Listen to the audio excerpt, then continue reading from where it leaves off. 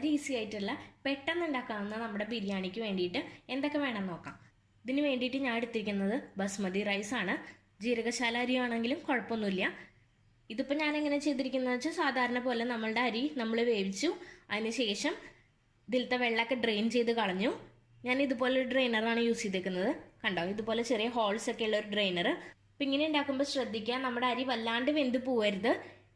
കുറച്ചൊരു ചെറിയ കട്ടി ഉണ്ടായിരിക്കണം. ഏകദേശം ഒരു 1/4 ഭാഗം വെന്തിട്ടുണ്ടാവണം. ഇപ്പോൾ കണ്ടോ, ഓരോ അരിയും വിട്ട് കിടക്കുന്ന രീതിയിലാണ് ഇരിക്കുന്നത്. കുഴഞ്ഞു പോയിട്ടുണ്ടെന്നുണ്ടെങ്കിൽ നമ്മൾ ബിരിയാണി ഉണ്ടാക്കുന്ന സമയത്ത് ഒന്നും കൂടെ വല്ലാണ്ട് കുഴഞ്ഞു പോകും. അതുകൊണ്ട് ഈ ഒരു പാകത്തിന് എടുക്കുക. അപ്പോൾ നമുക്കിനി ചോറ് മാറ്റി വയ്ക്കാം. ഇനി നമുക്കിതിലേക്ക് ആവശ്യമുള്ളത് സവാളയാണ്. ഞാനൊരു 3 സവാള അരിഞ്ഞു വെച്ചിട്ടുണ്ട്.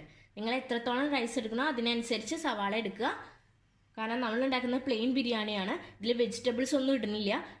ഒരു വെജിറ്റബിൾ ഇട്ടില്ലെങ്കിലും ഇത് വളരെ ടേസ്റ്റിയാണ്. നമുക്ക് പെട്ടെന്ന് തന്നെ ഉണ്ടാക്കി കഴിക്കാൻ പറ്റുന്ന ഒരു ബിരിയാണിയാണ്.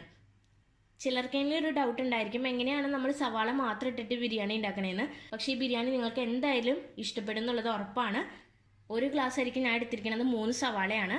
ആ 3 സവാളയും ഇതുപോലെ തന്നെ നീളത്തിൽ അരിഞ്ഞു വെച്ചിട്ടുണ്ട്. അപ്പം നമുക്കിനി നമ്മുടെ ബിരിയാണി ഉണ്ടാക്കാനായിട്ട് തുടങ്ങാം.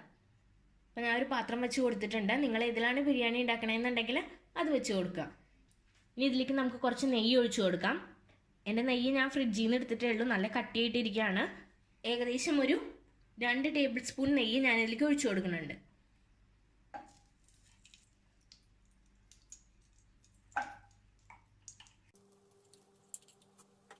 അപ്പം നമ്മുടെ ഈ നെയ്യ് ചൂടായതിന് ശേഷം ഇതിലേക്ക് കറുകപ്പട്ട, ഏലക്ക, ഗ്രാമ്പൂ, പിന്നെ ബേ ലീഫ് ഇതെല്ലാം ഇട്ട് കൊടുക്കാം.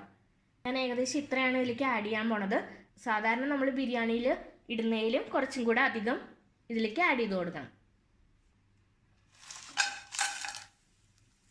അപ്പം ഇതൊന്ന് ചൂടായതിന് ശേഷം നമുക്കിതിലേക്ക് സവാള നീളത്തിൽ അരിഞ്ഞത് ചേർത്ത് കൊടുക്കാം.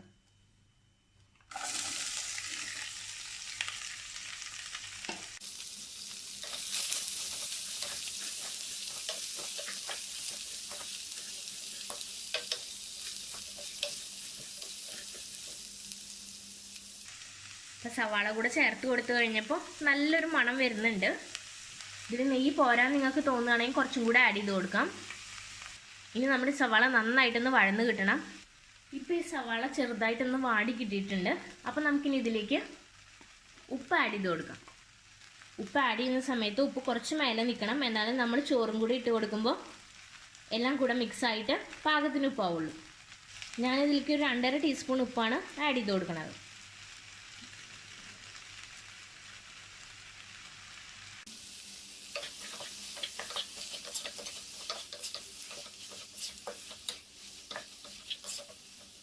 ഉപ്പ് കൂടുന്ന എന്തെങ്കിലും പേടിയുണ്ടെന്നുണ്ടെങ്കിൽ കുറച്ച് ഉപ്പ് മാത്രം ആഡ് ചെയ്ത് കൊടുത്താൽ മതി. അതിനുശേഷം പോരാൻ തോന്നുകയാണെങ്കിൽ ഒരല്പം കൂടെ ഉപ്പ് ആഡ് ചെയ്യാം. അപ്പം നമ്മുടെ സവാള പാകത്തിന് വഴന്ന് കിട്ടിയിട്ടുണ്ട്.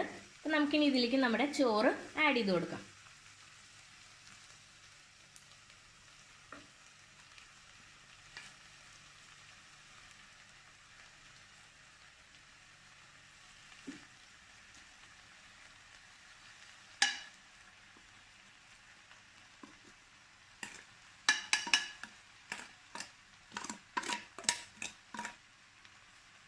കണ്ടോ, അപ്പം നമ്മുടെ ഉള്ളിയും അതുപോലെ തന്നെ ചോറും നന്നായിട്ട് മിക്സ് ആയിട്ടുണ്ട്.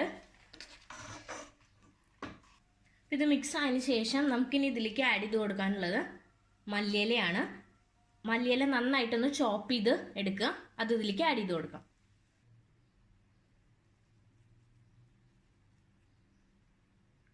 കണ്ടോ, അപ്പം നമ്മളെല്ലാം കറക്റ്റായിട്ട് ആഡ് ചെയ്ത് കൊടുത്തിട്ടുണ്ട്. ഇനി ഇതിൻ്റെ മുകളിലായിട്ട് 1 ടീസ്പൂൺ നെയ്യ് ഒഴിച്ച് നമുക്കൊന്ന് ടോപ്പ് ചെയ്യാം. ഞാൻ അപ്പോൾ ഇതിൻ്റെ മുകളിൽ ഒരല്പം കൂടെ നെയ്യ് ആഡ് ചെയ്യാണ്. ഇത് നമ്മുടെ ചോറിൽ ചൂടുള്ളത് കൊണ്ട് തന്നെ പെട്ടെന്ന് അലിഞ്ഞ് ചോറിൽ ചേർന്നോളും. കണ്ടോ, അപ്പോൾ ഇതെല്ലാം നന്നായിട്ട് ചേർന്നിട്ടുണ്ട്. ഇതിലേക്ക് വേണമെങ്കിൽ നമുക്ക് കാഷ്യൂനട്ടും അതുപോലെ തന്നെ കിസ്മിസും വറുത്തിടാം. ഞാൻ ഇവിടെ കിസ്മിസ് മാത്രമാണ് വറുത്തിടാൻ പോണത്. കിസ്മിസ് ഇടയ്ക്കിടയ്ക്ക് കടിക്കുന്നത് ചോറിൻ്റെ കൂടെ കടിക്കുന്നത് ഒരു രസമാണല്ലേ, കാരണം അതൊരു മധുരമാണ്. നിങ്ങൾക്കത് ഇഷ്ടമല്ല എന്നുണ്ടെങ്കിൽ അത് ആഡ് ചെയ്യേണ്ട ആവശ്യമില്ല. പിന്നെ നമ്മൾ ഈ ബിരിയാണി ഉണ്ടാക്കുന്ന സമയത്ത് നമുക്ക് വേണമെന്നുണ്ടെങ്കിൽ യെല്ലോ കളറിന് വേണ്ടിയിട്ട് ഫുഡ് കളർ ആഡ് ചെയ്തും കൊടുക്കാം കേട്ടോ. ഇതിൻ്റെ മുകളിലായിട്ട് കുറച്ച് വെള്ളത്തിൽ ഫുഡ് കളർ കലക്കിയതിന് ശേഷം അതൊന്ന് തളിച്ചു കൊടുക്കാം. ഞാൻ പക്ഷെ ഇവിടെ അതൊന്നും ചെയ്യുന്നില്ല. ഇത് വൈറ്റ് റൈസ് ആയിട്ട് തന്നെയാണ് സെർവ് ചെയ്യാൻ പോണത്. സാധാരണ നമ്മൾ ചിക്കനൊക്കെ ഉണ്ടാക്കി കഴിയുന്ന സമയത്ത് നമുക്ക് ചിലപ്പോൾ ബിരിയാണി ഉണ്ടാക്കാൻ സമയം ഉണ്ടാവാറില്ല. അപ്പോൾ അതിനൊന്നും സമയമില്ല എന്നുണ്ടെങ്കിൽ ഈ ബിരിയാണിയാണ് നമുക്ക് ഏറ്റവും എളുപ്പത്തിൽ ഉണ്ടാക്കാൻ പറ്റുന്നത്. വളരെ ബെസ്റ്റാണ്. ഇത് വെറുതെ കഴിക്കാനും ടേസ്റ്റിയാണ് കേട്ടോ. അപ്പോൾ നമുക്കിനി ഇതിലേക്ക് കിസ്മിസ് വറുത്തിടാം. ഇതിന് വേണ്ടിയിട്ട് ഞാനൊരു ചെറിയ പാത്രം വെച്ച് കൊടുത്തിട്ടുണ്ട്. ഇതിലേക്ക് നമുക്ക് 1 ടീസ്പൂൺ നെയ്യ് ഒഴിച്ച് കൊടുക്കാം.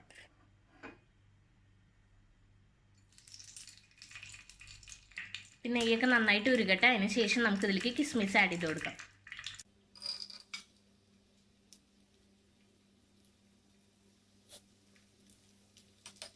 ഇതിനോടൊപ്പം കാഷ്യം വേണമെന്നുണ്ടെങ്കിൽ ആഡ് ചെയ്യാം. അപ്പോൾ ഇതായിട്ടുണ്ട്. നമുക്ക് പെട്ടെന്ന് തന്നെ നമ്മുടെ ബിരിയാണിയിലേക്ക് ആഡ് ചെയ്ത് കൊടുക്കാം. കണ്ടോ, വറുത്ത കിസ്മിസും കൂടി ഇട്ട് കൊടുത്തു കഴിഞ്ഞപ്പോൾ നമ്മുടെ ബിരിയാണി റെഡിയായി. അപ്പോൾ എല്ലാവരും ഒരു തവണയെങ്കിലും ഇത് ഉണ്ടാക്കി നോക്കണം. നിങ്ങൾ ഉണ്ടാക്കി നോക്കുന്ന സമയത്ത് എന്ത് പുതിയതായിട്ട് ഉണ്ടാക്കുകയാണെന്നുണ്ടെങ്കിലും കുറച്ച് മാത്രം ഉണ്ടാക്കി നോക്കുക. അപ്പോഴേ നമുക്ക് എല്ലാത്തിൻ്റെ അളവൊക്കെ കറക്റ്റ് എങ്ങനെയാണെന്ന് അറിയാൻ പറ്റുള്ളൂ. അപ്പോൾ ഈ ബിരിയാണി നിങ്ങൾ ഒരു തവണ ഉണ്ടാക്കി നോക്കുക. നല്ല അടിപൊളിയായിട്ടുള്ള മുട്ട ബിരിയാണി അതുപോലെ വെജിറ്റബിൾ ബിരിയാണിയുടെയൊക്കെ റെസിപ്പി ആയിട്ട് ഞാൻ പെട്ടെന്ന് തന്നെ വരുന്നതായിരിക്കും. അതുവരേക്കും ബൈ.